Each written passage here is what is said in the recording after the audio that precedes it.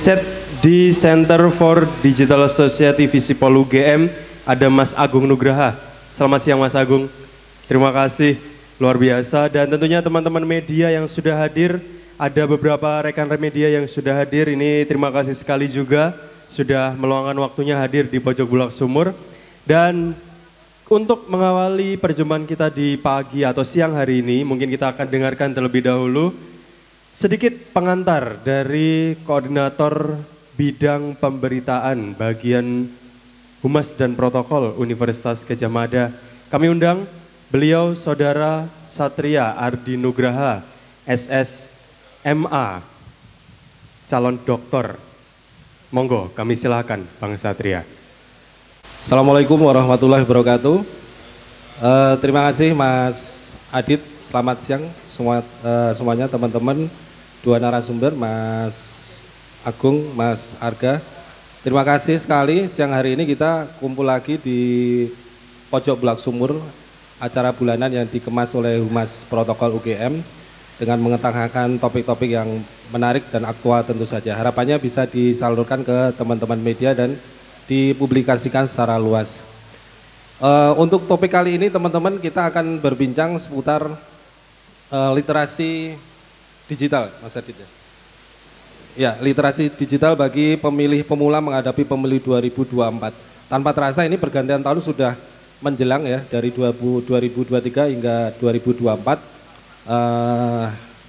Kita akan menghadapi perayaan bersama, pesta demokrasi. Katanya pesta harus dipersiapkan sebaik mungkin bagi para penyelenggara maupun juga tamu-tamu peserta begitu ya. Kita sebagai mungkin peserta tentu harus menyiapkan berbagai hal untuk menyambut yang namanya pesta demokrasi. Nah, tapi di sela-sela itu setiap tahun 5 tahun itu berbagai pernak-pernik serba-serbi tentu menyelimuti penyelenggaraan pesta demokrasi di tanah air. Termasuk yang juga menghinggapi rekan-rekan milenial generasi muda gitu ya. Apalagi ada info bahwa pemilih terbanyak di tanah air ini teman-teman milenial atau generasi muda ini. Nah, entah itu sekarang ini yang mereka bergelut dengan dunia digital, internet dan lain sebagainya, ini tidak bisa dipisahkan.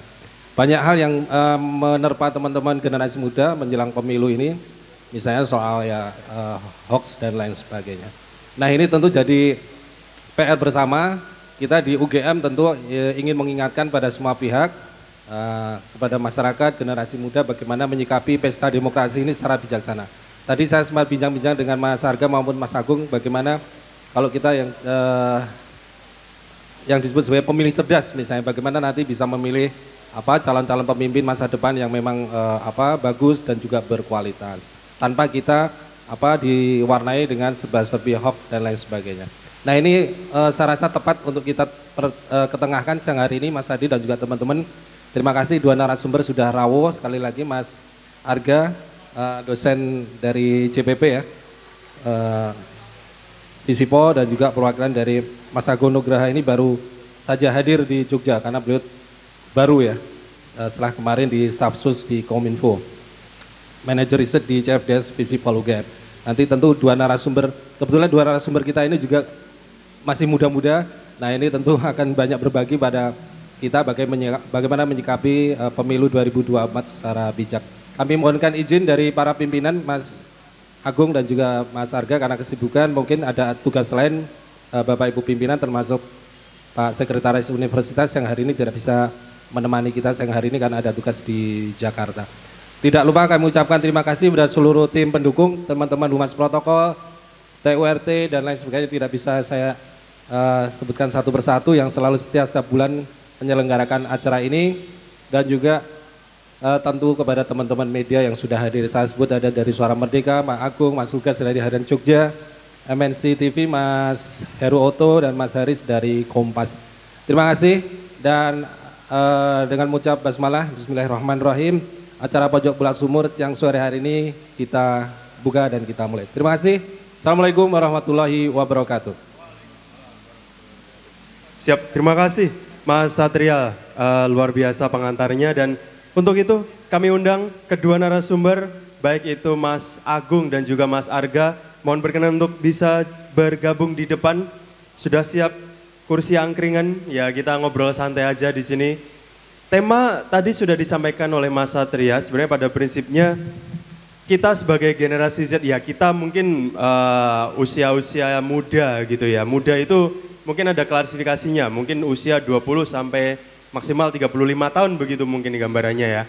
Dan kita sudah banyak sekali diracuni oleh media-media sosial yang banyak sekali juga menyampaikan tentang yang itu mungkin informasi-informasi yang tidak betul keberadaannya. Bahkan mungkin calon-calon kita yang kita sudah ketahui, ada 3 calon ini juga sudah mulai banyak melakukan safari politik begitu kalau boleh dibilang ya. Sudah banyak sekali posting di media sosial mereka masing-masing untuk ya bisa dikatakan menggait simpati daripada netizennya.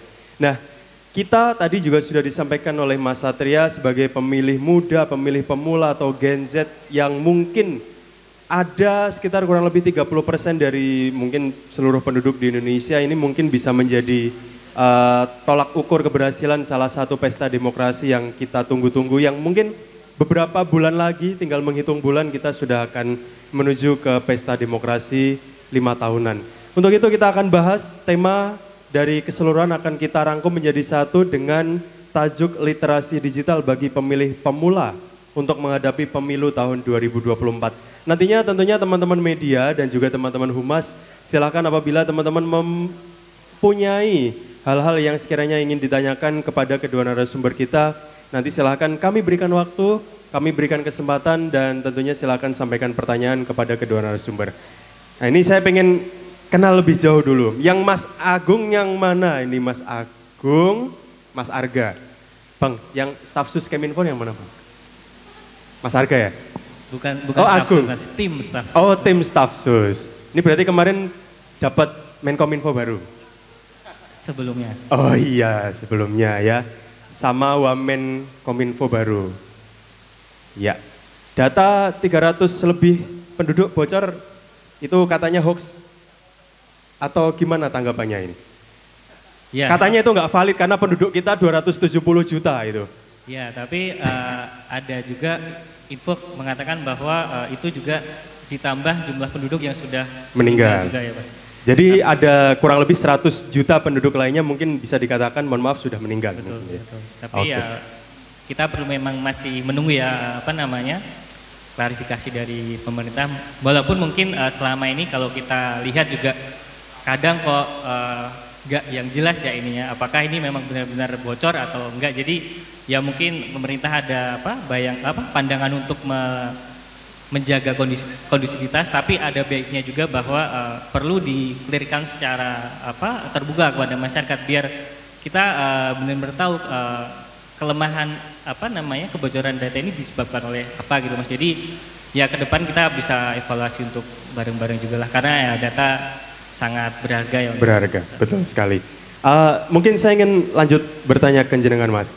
Sebenarnya dari CFDS sendiri itu melakukan riset terkait dengan pemilih pemula itu seperti apa sih untuk mungkin kedepannya di tahun 2024 Mas? Ya, jadi sebenarnya dari April Mei kemarin kami sudah mulai membuat diskusi bersama dengan teman-teman Perludem. Yang jelas kami akan banyak membahas pernak-pernik dinamika menjelang pemilu ya Mas, karena seperti tema pada siang hari ini, literasi digital bagi pemilih pemula ini sangat penting karena meskipun kita selama ini selalu menggaungkan bahwa kita akan mendapatkan bonus demografi dan dari situ kita melihat ini peluang yang sangat besar untuk kita kembangkan di bidang digital. Padahal di sisi lain juga sebenarnya masih sangat banyak teman-teman Gen Z, milenial ini yang jadi korban berbagai macam konten negatif dan juga kejahatan siber. Bahkan ya nggak jauh-jauh, bahkan teman-teman yang ada di kampus, di universitas pun bisa menjadi korban juga. Seperti minggu lalu kami mengadakan acara dengan OJK terkait peer-to-peer lending.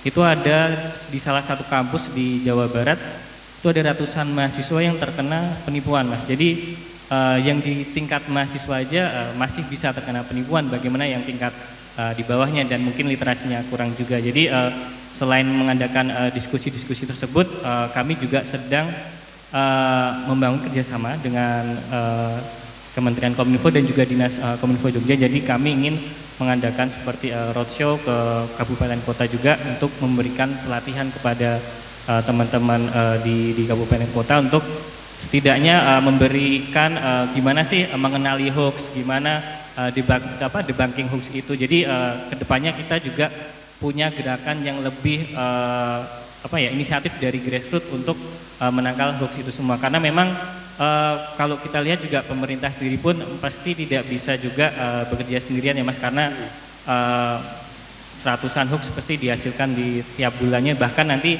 mendekati pemilu juga hoax, disinformasi juga pasti akan semakin meningkat dan juga mungkin dipelihara oleh orang-orang yang punya kepentingan khusus. Jadi ya memang kita harus punya inisiatif juga dari bawah. Oke, bicara soal mungkin Gen Z gitu ya, pemilih pemula, kira-kira akan optimal nggak riset dari CFDS Mas dalam partisipasinya di pemilih 2024?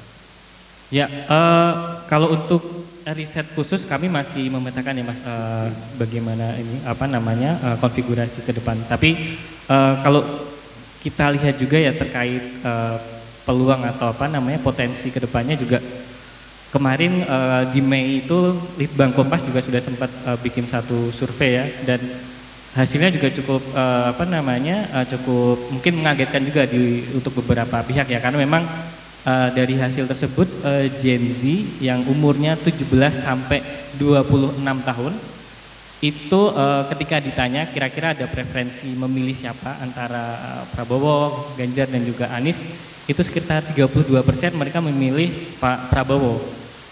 Karena mereka melihat persona Prabowo yang mulai berubah, yang punya ketegasan, tapi dia juga punya persona yang lebih bisa dekat lagi dengan generasi mereka, dan mungkin mereka juga nggak mengalami kejadian reformasi di 98 ya Mas. Jadi ya preferensi mereka, preferensi politik mereka mungkin ya nggak begitu melihat jauh ke belakang, tapi ya mereka akan melihat ke depan. Dan mungkin juga untuk teman-teman Gen Z, milenial Gen Z ya terutama, itu juga mungkin isu HAM nggak begitu jadi perhatian ya mungkin, tapi mereka lebih ke melihat future seperti digital, kemudian lingkungan dan juga perubahan iklim, dan juga mungkin ekonomi dan juga sebagainya. Jadi mungkin yaitu tadi yang tadinya mungkin milenial masih melihat-lihat kira-kira siapa yang akan dipilih, tapi Gen Z mungkin akan lebih punya preferensi yang berbeda dan juga tergantung sama literasi yang mereka miliki juga sih.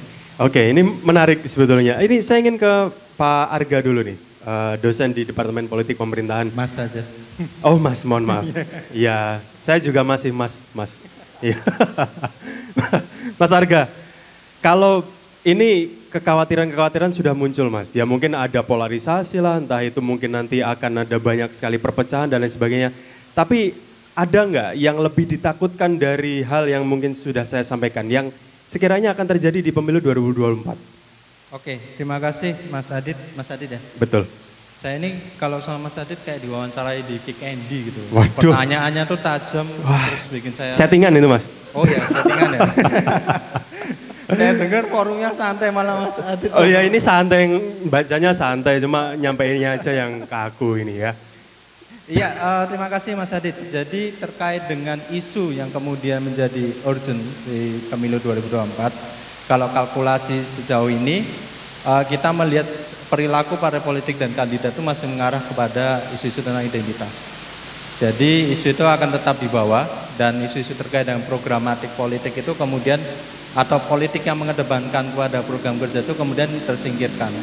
Tetapi sebetulnya ini menjadi debatable banget sih, karena kita bisa melihat kalau misalnya polarisasi itu justru menjadi wujud terhadap pembangunan demokrasi di Indonesia. Karena tanpa adanya oposisi, tanpa adanya orang yang berseberangan dengan pemerintah, maka demokrasi itu tidak berjalan. Nah, salah satu ilmuwan di Amerika Serikat, misalnya namanya Dan Slater, itu dia juga bilang kalau misalnya polarisasi yang terjadi di Indonesia itu cukup baik, karena disitulah menjadi momentum kesehatan demokrasi di Indonesia ke depannya. Karena kalau misalnya kita kembali lagi misalnya ke masa-masa Orde Baru, ketika kebebasan berekspresi, kebebasan apapun terkekang dan semua orang menjadi monopolitik ya, jadi salah satu organ politik saja. Nah itu malah justru nggak jalan. Nah tetapi yang menjadi riskan ketika isu-isu terkait dengan politik identitas itu justru diperkuat dan masuk dalam naluri secara tidak sadar kepada individu-individu itu sendiri dan mempergunakannya sebagai basis mencari kekuasaan. Yang paling penting sebetulnya adalah tentang bagaimana, karena bagaimanapun politik kan pasti akan menggunakan identitas, tetapi bagaimana membahasakan tentang identitas itu dengan cara yang lebih programatik. Misalnya terkait dengan salah satu kelompok suku tertentu, saya akan memajukan suku A dengan cara seperti ini. Nah itu kan sebenarnya sudah memainkan identitas, tetapi dengan cara bahasanya lebih atau masuk dalam program itu sendiri. Itu sih Mas. Mas, ini ya dari kemarin juga kita dengar istilah pemilih cerdas. Saya pun usia sekarang saya yang 26 tahun, tahunnya pemilu itu ya lu berjurdil gitu ya. Tidak ada ya pemilih cerdas, ya semua pemilih saya anggap cerdas gitu. Tapi apa sih pemilih cerdas pandangan dari Mas Arga sendiri? Pemilih cerdas nggak ada definisi bakunya Mas. Tetapi secara garis besar, pemilih cerdas adalah tentang bagaimana pemilih itu tidak digerakkan oleh isu-isu terkait dengan politik uang, isu-isu terkait dengan keterkaitan syarat suku dan seterusnya, tetapi dia secara rasional, secara sosiologis, psikologis dan ekonomi, dia bisa memilih dengan rasionalitasnya sendiri. Tetapi sejauh ini memang terkait dengan pemilih cerdas itu tidak pernah ada definisi bagus sih Mas terkait dengan itu. Gitu. Bahkan di literatur luar. Gitu. Oke, terkait dengan hoax Mas. Ini kan hoax mungkin sudah banyak ya, saling menjatuhkan satu dengan yang lainnya yang itu belum tentu betul adanya ya. Satu calon menjatuhkan calon yang lain dengan apa track record lah, entah itu lihat ke belakang atau apa dan lain sebagainya, yang itu kita lihat kok kayaknya tidak ada juga misalnya. Kira-kira pemilih muda bisa nggak sih melewati hoax itu Mas? Bisa, malah justru ini menarik ya Mas. Ada tulisan di conversation, saya lupa yang nulis siapa, yang sering menyebarkan dan terkena hoax itu justru orang-orang usia antara 37 sampai 51. Bukan pemilih muda.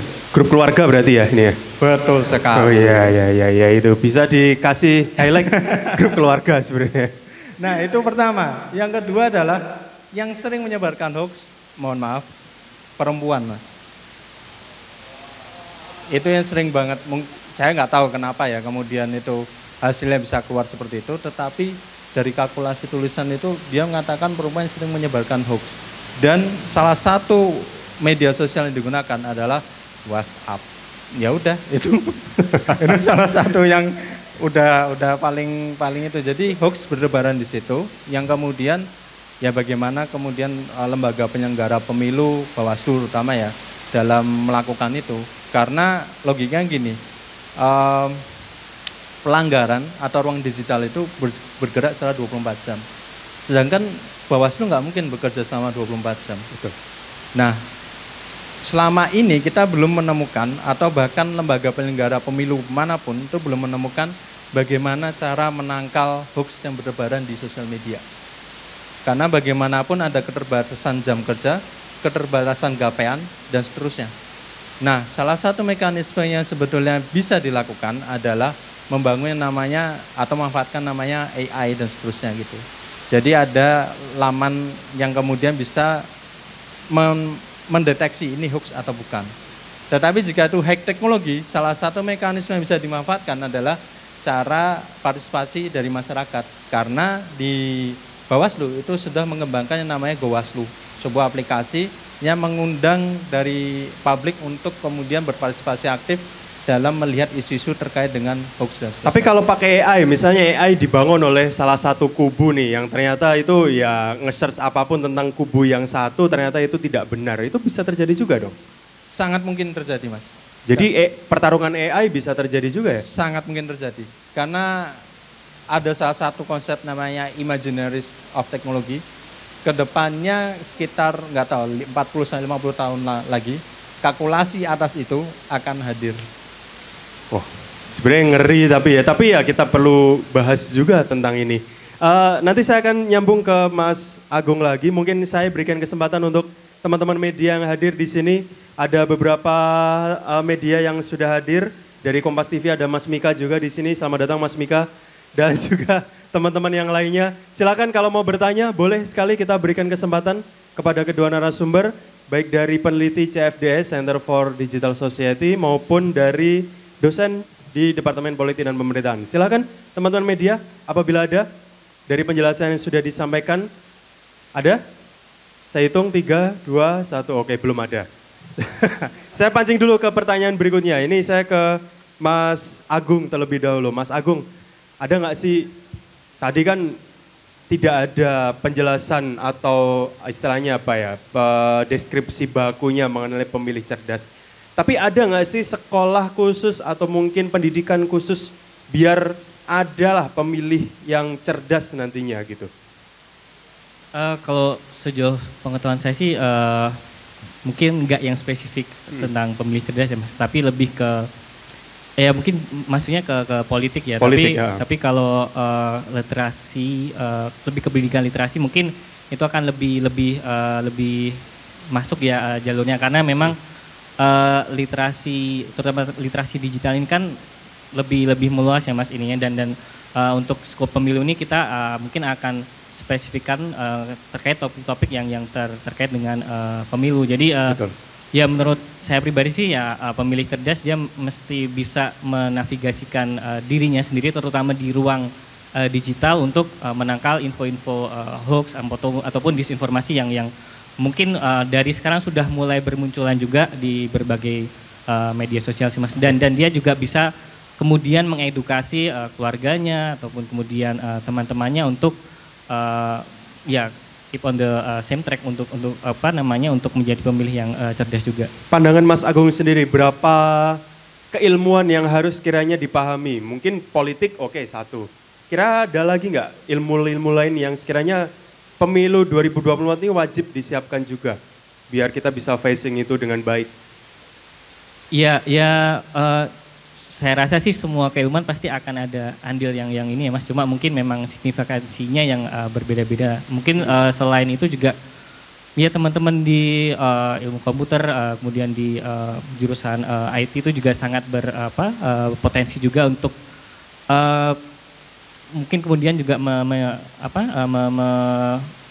membuat atau menghasilkan satu model-model debunking hoax seperti misal teman-teman Mavindo bikin cek fakta.id yang kita bisa akses sendiri juga di situ, dan itu juga biasanya dari teman-teman komunitas yang menggerakkan. Jadi memang lebih ini ya Mas, lebih fluid dan lebih cair juga sih.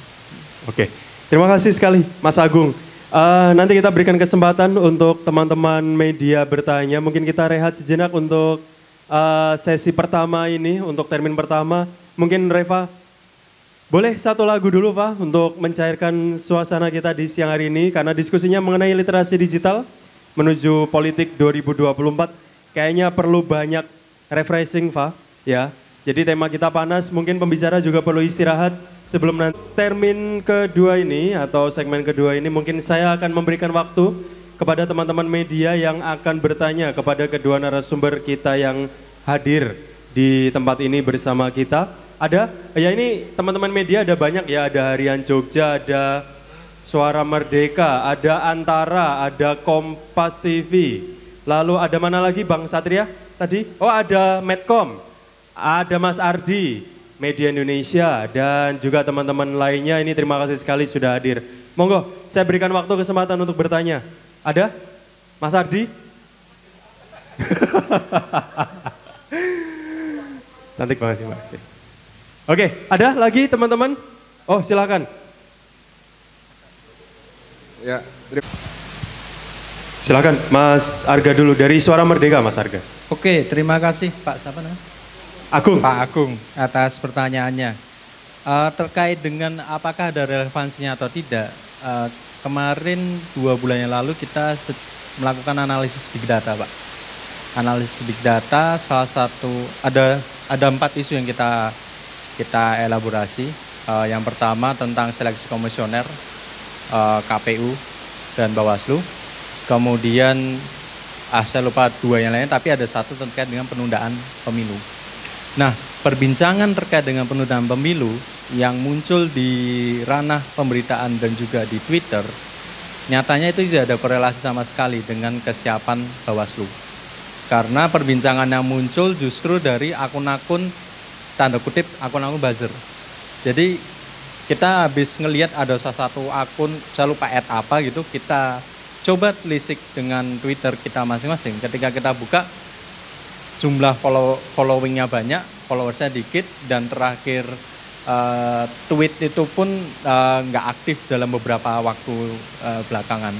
Jadi apakah ada relevansi dengan kesiapan penyelenggara? Tentu saja enggak, karena melihat dari ini hanya salah satu potret dari Big Data Analytics ya, tetapi kita melihat dalam konteks kualitatif dan wawancara dan seterusnya kita belum tahu. Tetapi perbincangan dari sosmed dan juga pemberitaan tidak menuju ke arah situ gitu. Terima kasih Pak. Oke, mungkin Mas Arga ada. Oke. Mas Agung maksudnya. Mas Agung ada tanggapan? Ya, terima kasih Pak Agung. Sama seperti Mas Arga, sepertinya memang tidak berkorelasi ya Pak antara kesiapan Bawaslu dan juga arus hoax disinformasi yang makin kencang juga, karena memang mau diundur sekalipun hoax itu pun juga pasti akan selalu ada dan mungkin akan makin gencar lagi. Tapi kalau yang secara pribadi saya lihat sebenarnya memang untuk perangkat kepemiluan sendiri saya rasa sih sudah cukup solid ya Pak. Hanya saja mungkin untuk masa yang akan masa sebelum pemilu dan juga saat pemilu dan juga pasca pemilu itu yang perlu difokuskan lagi oleh para pemangku kepentingan, karena memang khusus untuk hoax ini sepertinya kalau nggak salah juga Kementerian Kominfo juga sudah sempat ada MOU dengan Bawaslu bahwa mereka Kominfo akan secara khusus memonitoring isu-isu terkait kepemiluan dan kemudian itu akan dirilis di setiap harinya Pak. Jadi biasanya Kominfo akan mengeluarkan rilis terkait disinformasi, hoax dan juga dan sebagainya itu Pak. Jadi memang ada satu topik khusus yang dikhususkan untuk pemilu itu Pak. Dan mungkin untuk langkah selanjutnya juga yang mungkin kami rekomendasikan adalah untuk mengkonsolidasikan juga para platform digital ya Pak, karena memang platform digital ini kan yang mempunyai kewenangan untuk misalkan men-take down ataupun menghapus atau menurunkan satu konten atau bahkan akun itu. Jadi mungkin perlu ada percepatan proses dari proses pelaporan mungkin dari masyarakat atau dari pemerintah ke platform, lalu mungkin bila misalkan katakan tadinya dalam 1 kali 24 jam ini mungkin bisa dipercepat mungkin dalam waktu berapa jam gitu ya Pak. Jadi informasi yang hoax yang menyebar itu nggak semakin menggelinding besar Pak arusnya. Jadi ya dari hulu perlu kita perlu kita stop secepat mungkin sih Pak. Oke, terima kasih Mas Agung. Iya betul, maaf ya sering ketukar. Silakan Mas Ardi dari Media Indonesia. Ini saya juga ingin menyapa dulu teman dari Metro TV juga ada ini ya. Terima kasih. Selamat siang, saya baru saja datang, maaf kalau mungkin nanti sudah di... Betulnya secara kalau misalnya kondusif ya kondusif, karena mereka sudah mengetahui sejak awal calon mana yang kemudian akan menjadi preferensinya. Tetapi ya memang saya ngerasa karena apa yang disampaikan dan Slater dalam tulisannya itu memang menurut saya sangat baik, karena dia bilang semakin terpecah ini, polarisasi yang semakin kuat, ini justru menyehatkan demokrasi dan orang-orang sudah mengetahui siapa orang yang akan mereka pilih, dan pada titik itu pula kondusivitas atas pemilu itu akan terwujud. Tetapi tentu saja namanya pemilu mencari kursi kekuasaan ya pasti ada kepentingan ataupun pertentangan antara satu sama lain, tapi mungkin tidak akan separah dari 2019 menurut saya. Silakan Mas Agung. Menambahkan Mas Arga, mungkin di konteks 2019 kan kita benar-benar sudah terpecah dari sebelumnya Mas di dalam kedua kubu itu, sedangkan sekarang kan kita masih wait and see apakah ini akan 2 atau mungkin bahkan 3 calon ya, karena memang ada bahasan juga akan dimunculkan 3 calon untuk semata-mata reduksi potensi polarisasi itu sih Mas. Jadi sebenarnya juga ya mungkin itu salah satu poin positif yang ingin diambil juga. Tapi kalau terkait platform sendiri, memang Twitter ini cukup unik ya Mas, karena dia masih terus berubah-ubah juga untuk regulasinya, dan bahkan untuk akhir-akhir ini pun kita nggak yang bisa semudah dulu meng-scraping data yang ada di Twitter Mas, karena memang itu tadi Elon sendiri sering mengubah-ubah kebijakan yang ada di Twitter juga Mas. Jadi memang untuk untuk menjadikan Twitter sebagai bahan untuk kita ambil datanya itu mungkin emang agak sering berubah ya ininya. Tapi kalau untuk peredaran hoax, disinformasi itu mungkin akan terus berjalan ya. Kecuali memang ada beberapa platform tertentu yang misal mereka mengidentifikasi beberapa term yang kira-kira itu akan melanggar peraturan, itu mungkin biasanya biasa kita sebut sebagai community guideline, itu mungkin akan secara lebih cepat diturunkan secara lebih otomatis ya Mas, ketimbang menunggu laporan dari masyarakat. Oke, tapi mungkin ini penasaran saya juga Mas Agung, bisa nggak sih Mas, satu media mainstream besar ya itu dikelola oleh salah satu kubu yang memang mungkin mendukung salah satu paslon misalnya. Bisa nggak sih media itu benar-benar itu terfokus hanya ke paslon itu dan mungkin bisa juga menjatuhkan paslon lain? Bisa memungkinkan nggak? Kalau media mainstream yang dimaksud media konvensional tentu sangat bisa ya Mas, karena memang kita lihat juga konglomerasi media di Indonesia. Tapi kalau untuk sosial media ini kan memang ya dipegang oleh para perusahaan-perusahaan teknologi digital, jadi memang ya di situ jadi lahan ataupun ladang yang fair untuk semua pasangan untuk berkontestasi di situ sih. Apakah itu kontestasi secara konstruktif ataupun destruktif ya. Tapi kalau untuk media-media baru sih sepertinya akan sulit ya Mas untuk pemimpin-pemimpin kita mengakuisisi itu. Tapi kalau untuk media-media konvensional tentu akan ya sangat dimungkinkan sih. Oke, satu lagi teman-teman media, misalkan ada yang mau bertanya, saya kasih kesempatan. Oke, silakan Mas. Mas Agung. Ya, masih Mas Lukman. Untuk yang pertanyaan pertama, memang dari data KPU terakhir itu kalau nggak salah total DPT itu ada sekitar 204,8 juta ya, dan 60% diantaranya itu adalah milenial dan juga Gen Z. Jadi sebenarnya kita udah sangat sering mendengar para lembaga konsultan ataupun lembaga survei juga sering bilang bahwa kalau mau memenangkan kontestasi ya fokus aja ke Gen Z, ke milenial, karena itu menjadi 60% dari total pemilih DPT di 2024 itu Mas. Dan saya rasa parpol juga sudah mulai gencar ya untuk melakukan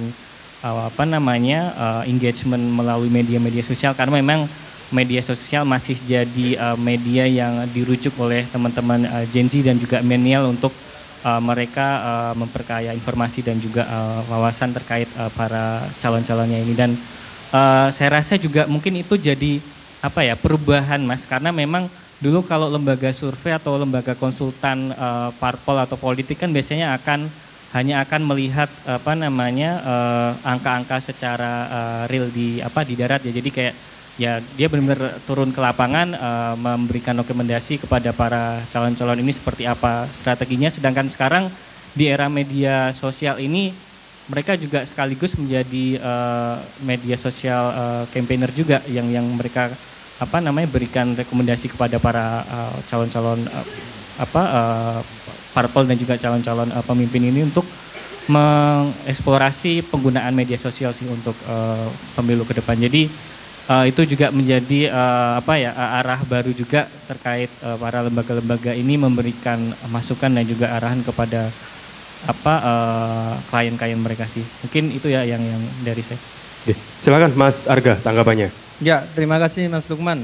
Saya mungkin agak panjang nih ceritanya kalau tentang ini. Jadi 2 SKS cukup Mas. Aduh. Ya, sebetulnya beberapa tokoh partai dan juga partai politik itu sudah melakukannya. Jadi ada salah satu, saya jadi akademik banget, tapi ini salah satu konsep yang disebut sebagai everyday politics dan juga superstar politics. Jadi kalau misalnya everyday itu adalah cara politisi berkomunikasi dengan cara lebih dekat dengan dekat dengan masyarakat, dengan publik, dengan bahasanya sangat membumi. Kalau superstar itu kayak misalnya dengan bahasa yang sangat tinggi, misalnya saya sebagai pemimpin kesatria baja hitam dan terus saya akan menumpas kemiskinan. Nah, itu gaya-gaya superstar. Nah, Gen Z itu lebih suka dengan yang gayanya everyday politics. Yang sekarang itu banyak, nah, saya bukan pendukung calon tertentu dan juga bukan pendukung partai tertentu ya. Tetapi yang terlihat itu adalah dari Pak Prabowo dan juga dari Partai Gerindra. Jadi kalau misalnya di akun sosial media, ya Pak Prabowo tuh pernah nge-tweet tentang cuma kata-kata yang sederhana, pakai kayak naik haji gitu. Kemudian dia nge-tweet aja cuma, mari kawan-kawan harumkan nama bangsa, putra-putri bangsa, mereka harumkan nama bangsa, cuma gitu aja. Nah, dia ngomong gitu, sebelum survei Litbang Kompas dilakukan, elektabilitasnya naik di kalangan generasi Z, yang dia paling tertinggi ternyata. Nah, Partai Gerindra juga melakukan hal yang sama. Jadi Partai Gerindra itu sebuah akun partai yang bukan partai betulnya. Lucunya itu adalah dia merespon semua isu yang trending topik, dan ada salah satu momentum dulu sempat trending banget. Dia retweet gitu, dia ngomong kalau misalnya wah, makasih nih sudah mention Partai Gerindra. Saya akan berikan giveaway bagi peserta dan seterusnya gitu. Yang menindaklanjuti ini. Ternyata retweetnya sampai berpuluh-puluh ribu. Dibandingkan ketika dia nge-tweet terkait dengan yang isunya sangat politik, isunya sangat high politik, yang eksekutif yudikatif, kesinambungan itu, ternyata itu lebih mengikat. Dan ketika kita lihat likes-nya, itu rata-rata teman-teman dari generasi saya, milenial, hingga generasi Z. Nah, artinya dengan cara-cara yang everyday politics itu justru mendorong dari generasi milenial dan generasi Z untuk mengetahui siapa sih kemudian Partai Gerindra ketika wah giveaway nih. Siapa sih Partai Gerindra? Kemudian dia googling. Nah, situasi ini terkonfirmasi ketika saya pernah mengisi acara Gas Bangpol dengan mayoritas anak SMA. Ketika saya cuma tanya, partai apa yang Anda kenal? Gerindra semuanya. Saya juga, kok Gerindra? Kenapa? Karena giveaway dan seterusnya. Nah, itu sebetulnya salah satu strategi partai politik yang kemudian jarang dilakukan sebetulnya oleh partai lain. Yang ya sekarang masih ada kecenderungan yang masih high politics, yang kemudian nggak ada yang everyday politics itu sendiri. Nah, terkait dengan hoax, tadi saya sudah menyampaikan di awal bahwa umur atau usia 37 hingga 51 tahun itu adalah orang-orang yang sering terkena hoax. Yang di situ nanti tolong dicek Mas Lukman yang di tulisan The Conversation, pokoknya ada tentang data terkait dengan itu yang kemudian mengelaborasi terkait dengan aspek-aspek itu. Nah, tambahan dikit Mas, sekarang promosi. Jadi pendidikan politik dari Visipol UGM juga ada, namanya Election Corner. Nah, itu salah satunya adalah program kerja kita mendekatkan para future leaders untuk kepada pemilih muda atau pemilih pemilih pemula. Nah, kemarin sempat booming yang terkait dengan AHY, itu yang ngundang dari kami Election Corner. Nah, kedepannya kita juga akan mengundang para calon-calon lainnya yang akan menjadi itu.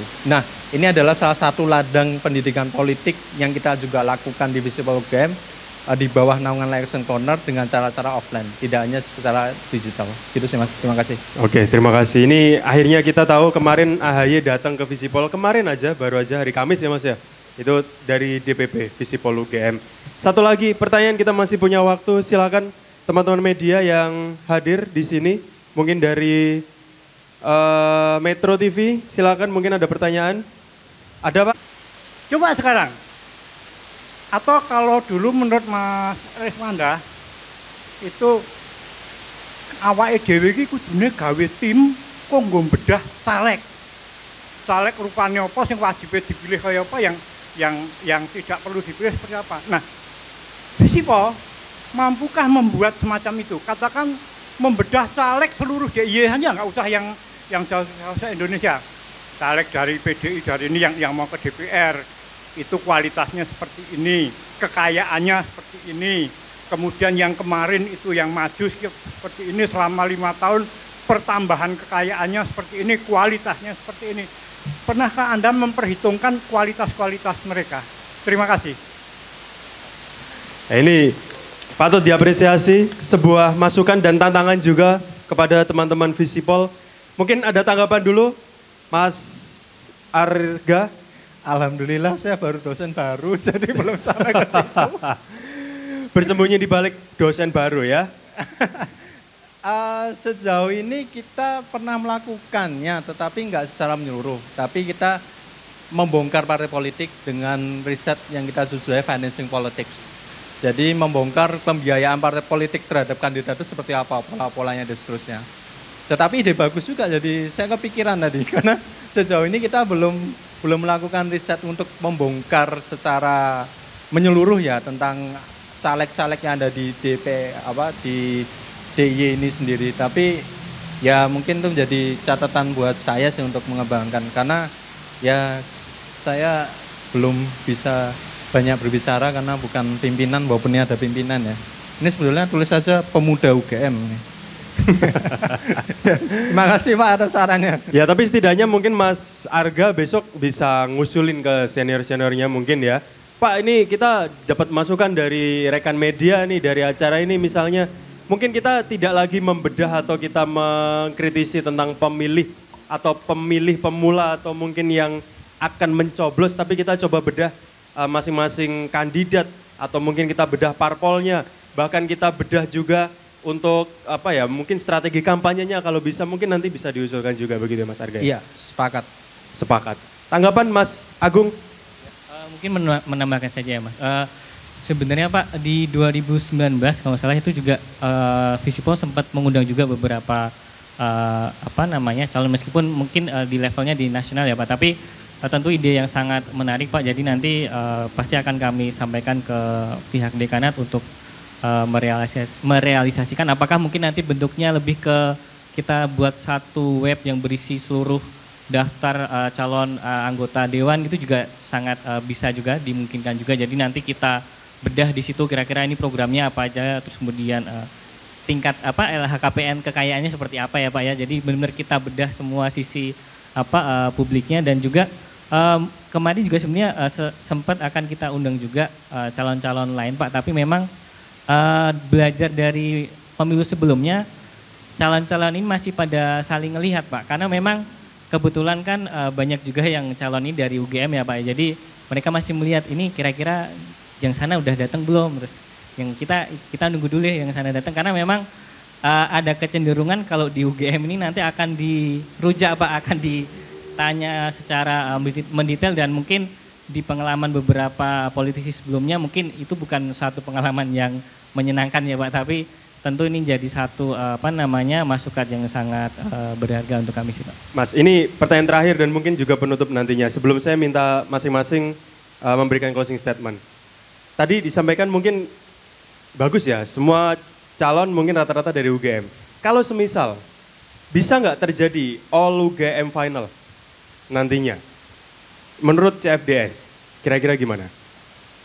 Iya, bisa saja ya Mas, karena memang politik kita juga sangat sulit diprediksi, tapi sebagai mungkin bahan candaan aja ya di kita juga.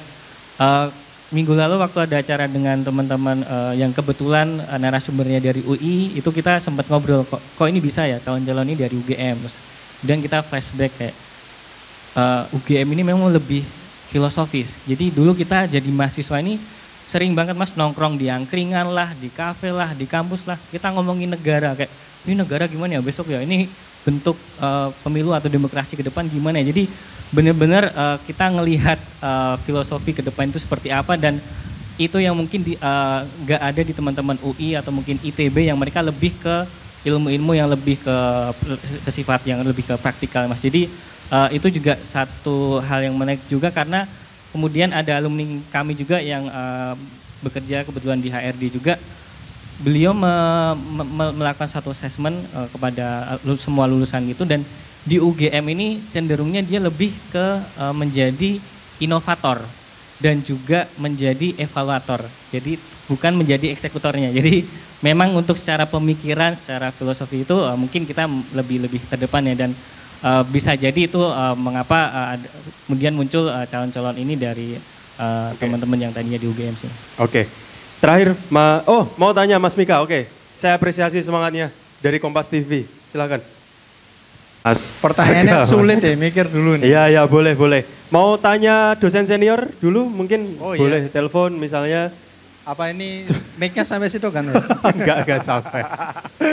Oke, ya pertanyaan Mas Mika, salah satunya ini, 2014 berisik, 19 makin berisik, 2024 kira-kira potensinya akan seperti apa? Lalu terkait dengan tadi, kalau tidak lagi membicarakan seperti yang tadi disampaikan oleh Mas Agung, tidak lagi ngobrol tentang negara di angkringan, bahkan mungkin orang-orang udah cuek dengan ponselnya masing-masing misalnya, apakah harus tumbuh sosok pemimpin otoriter lagi untuk bisa menciptakan elemen-elemen yang seperti itu? Mungkin nanti berdua bisa saling diskusi, nggak apa-apa. Pertanyaan kedua ya Mas Agung itu ya. Oh iya, boleh. Silakan Mas Arga. Pertanyaan kedua, pertama terkait dengan 2024 apakah adem-adem saja? Kalau sekarang adem-adem saja, tapi kedepannya pasti saya tadi udah bilang ke Mas Ardi ya, terkait dengan potensi akan adanya intrik tentu saja ada. Tetapi saya rasa tidak akan sepanas 2014 dan 2019. Dan posisi generasi milenial sebetulnya saat ini justru dengan usia yang dikatakan usia galau 30 tahunan dan seterusnya, itu sebetulnya usia-usia yang kemudian dia merasa ada kesempatan untuk masuk ke dalam lingkup atau lingkaran pemerintahan. Kita bisa lihat misalnya dulu waktu Presiden Jokowi mengangkat staf milenial. Nah itu kan salah satu penyadaran bagi generasi milenial juga yang mengatakan bahwa ada potensi juga nih kita kemudian turut terlibat dalam keputusan-keputusan penting di dalam pemerintahan. Walaupun pada akhirnya ya begitulah, tidak terlalu efektif. Tetapi seenggaknya pasti generasi milenial akan berpatokan pada isu-isu yang terkait di atas, misalnya ada peluang yang kemudian bisa dimanfaatkan untuk masuk ke sana. Dan tentu saja ada beberapa modal, termasuk modal sosial, modal politik, modal ekonomi yang dibutuhkan untuk elevating atau elevate kepada jabatan tinggi tersebut. Nah contoh saja rekan saya bisa masuk tim staf sus di Kominfo, itu kan salah satu generasi milenial yang kemudian bisa masuk terhadap jajaran itu gitu. Itu sih kalau respon saya yang terkait dengan ya isu otoriter dan seterusnya. Monggo Mas Agung, nanti saya tambahkan Mas. Ya based on penelitian aja mungkin Mas Agung. Terkait dengan pertanyaan kedua tadi, silakan. Ya, kalau sebenarnya Gen Z sama milenial kan berbeda ya, Mas ya. Karakteristiknya. Kalau milenial saya lihat mereka lebih ke lebih ke realistis sih. Jadi kira-kira ke depan mereka akan seperti apa karirnya, dan kemudian apakah kira-kira pemilihan pimpinan negara ini apakah akan memberikan impact yang cukup signifikan pada mereka atau enggak. Jadi saya rasa justru teman-teman milenial akan justru lebih menelisik secara lebih jauh ya calon-calon yang akan keluar ini seperti apa, atau bahkan mungkin di satu garis yang ekstrim ya mungkin mereka akan nggak menentukan mereka akan nggak milih satu calon satupun karena mungkin ya memang tidak merepresentasikan mereka. Tapi kalau untuk Gen Z mungkin ini cukup menarik karena kebanyakan kan untuk umur 17 sampai 21-22 tahun ini kan mereka baru mengalami pemilihan pemilu yang pertama kalinya ya Mas ya. Jadi mungkin ini justru menjadi satu ladang untuk mereka mengeksplorasi seperti apa sih politik itu dan apa kemudian apakah mereka kemudian bisa berpartisipasi secara lebih dalam lagi ke dalam politik atau enggak. Jadi tentunya ada perbedaan karakteristik di keduanya itu. Tapi mungkin kalau boleh saya tarik secara lebih jauh lagi ya Mas, mungkin kita generasi muda kita perlu melihat Thailand ya, yang secara konstitusi mungkin tidak terbuka kita, tapi di sana bisa muncul pemimpin muda yang benar-benar visioner dan memang memang punya potensi di situ. Sedangkan di kita untuk saat ini kan sungguh sulit ya untuk satu anak muda yang mungkin punya potensi akademik atau potensi politisi yang bagus, tapi dia nggak punya modal pun ya sampai kapanpun dia nggak bisa naik juga ke level-level itu, kecuali untuk beberapa jabatan yang teknokratis ya. Tapi untuk jabatan yang politis ini saya rasa kita masih perlu usaha yang lebih keras dan mungkin perlu gerakan yang lebih masif lagi sih. Oke, terima kasih Mas Agung. Mas Agung sama Mas Arga, dulu sesi sebelumnya ini bahas tentang politik juga, kita ngundang salah satu tokoh pakar dari Visipol, Pak Mada, itu sempat memprediksi siapa calon dari PDI. Kita bergumam calonnya mungkin Mbak Puan, calonnya mungkin lain. Pak Mada dengan tegas menjawab Pak Ganjar calonnya, sudah pasti. Akhirnya beneran nih Pak Ganjar jadi. Saya ingin nantang juga kedua ini, mungkin tricky aja ya. 3 calon, kerucutkan jadi 2 calon, kira-kira siapa? Ini sebenarnya harga ya Mas yang lebih ya, politik ya. Nanti ini gantian. maksudnya 3 calon atau 2 calon? 3 calon jadi 2 calon siapa? Jadi 3 calon, kemudian putaran kedua 2 calon ya? Betul. 3 calon, Ganjar, Anies, Prabowo, kemudian putaran kedua mungkin Ganjar, Prabowo. Ganjar, Prabowo. Kira-kira jadi satu siapa?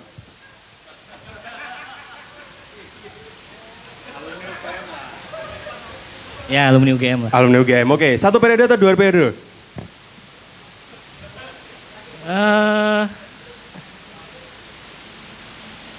Dua sih masih. 2 ya? Kemungkinan 2 ya. Kemungkinan ya, oke. Mas Arga, pertanyaan sama, 3 jadi 2, 2 jadi 1? Idem. Sama? 1 atau 2 periode? 1. Cuma bedanya periode aja ya, Mas Ya. Agung 2 periode, Mas Arga 1 periode. Iya, karena kan belum jalan Mas. Kalau 1 periode tengah-tengah, oh ya ini oke nih ya udah 2 periode. Kalau kawan. Oke, baik. Terima kasih Mas Agung dan juga Mas Arga, luar biasa sekali. Kita kasih tepuk tangan dong untuk 2 narasumber kita, luar biasa. Dan tentunya teman-teman media ini terima kasih sekali sudah hadir bersama kita di sini. Nanti beberapa poin, boleh mungkin nanti biasanya kalau setelah acara ini akan ditodong oleh teman-teman media, mungkin minta doorstop. Nanti mungkin silakan diberikan penjelasan dari apa yang sudah disampaikan ya. Namun sebelum Mas Arga dan juga Mas Agung kembali ke fakultas masing-masing mungkin untuk ngajar nggak sih? Oh ya libur ya libur semester lupa. Kita ada sedikit oleh-oleh untuk acara Pojok Bola Sumur. Mohon berkenan untuk berdiri sejenak Mas Agung, Mas Arga. Mas Satria mohon berkenan untuk bisa menyerahkan cenderamata untuk 2 narasumber kita di siang hari. Mas Agung dulu ya. Peneliti Center for Digital Society Fakultas ISIPOL, Universitas Gadjah Mada. Oke, dan yang kedua ilmu sosial dan ilmu politik. Oke, foto bersama dulu Bang, boleh? Ya, lokal maupun nasional, terima kasih sekali sudah hadir di kesempatan sore hari ini. Semoga informasi yang disampaikan oleh kedua narasumber Pojok Bola Sumur edisi Juli ini, kami undang ke depan untuk foto bersama Bapak Ibu, rekan-rekan media semuanya, dan juga teman-teman dari Humas dan Protokol, kami undang maju ke depan bersama untuk sesi foto bersama dengan kedua narasumber dan juga tim dari Humas dan Protokol. Mbak Ria ikut foto. Tadi ada tribun kalau nggak salah, tapi sudah beranjak dulu. Ada Mas Ardi Media Indonesia. Mas Ardi boleh join, Mas Ardi tak fotoin. Wah, guyu. Terus nganggo jaket Bawaslu barang lagi. 2014 tapi. Oke. Udah ya, Pak Agung. Oh enggak. Oke. Ya, udah.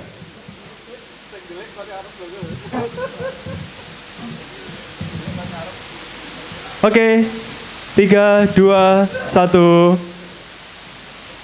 Lagi, 3, 2, 1. Kayak bebas boleh ya, 3, 2, 1.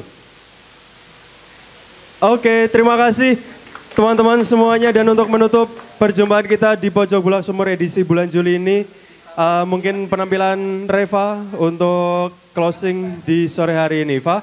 Lagu yang sedang hangat-hangatnya akhir-akhir ini dinyanyikan oleh NDX AK dan juga ya Darboy boleh. Ya, featuring dengan Mbak Ria Mardikawati, ya.